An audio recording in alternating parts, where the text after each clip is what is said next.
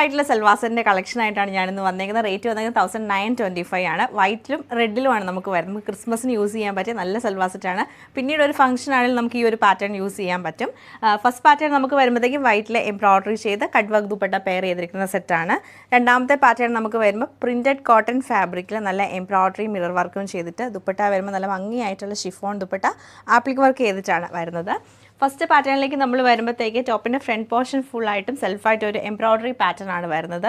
അതിൻ്റെ മുകളിലൂടെ hand embroidery, French knot embroidery, hand embroidery ചെയ്ത് ഹൈലൈറ്റ് ചെയ്തേക്കാണ്. ബാക്ക് സൈഡ് പ്ലെയിൻ ആയിരിക്കും. ബോട്ടം നമുക്ക് പ്ലെയിൻ ആയിട്ടുള്ള റെഡ് കളറിലാണ് വരുന്നത്. ദുപ്പട്ട വരുമ്പോൾ കോട്ടൺ ദുപ്പട്ട, സോഫ്റ്റ് ആയിട്ടുള്ള കോട്ടൺ ദുപ്പട്ടയിൽ കട്ട് വർക്ക് പാറ്റേൺ ആണ് ചെയ്തേക്കുന്നത്. നല്ല ഭംഗിയായിട്ടുള്ള കട്ട് വർക്ക് പാറ്റേണും സ്കാലപ്പ് പാറ്റേണും ചെയ്ത് ഹൈലൈറ്റ് ചെയ്തേക്കാണ്. ത്രൂ ഔട്ട് ഫുൾ എംബ്രോയ്ഡറി ആണ് ഇതിൽ വരുന്നത്. നല്ല ഭംഗിയായിട്ടുള്ള ഒരു പാറ്റേൺ ആട്ടോ ഇത്.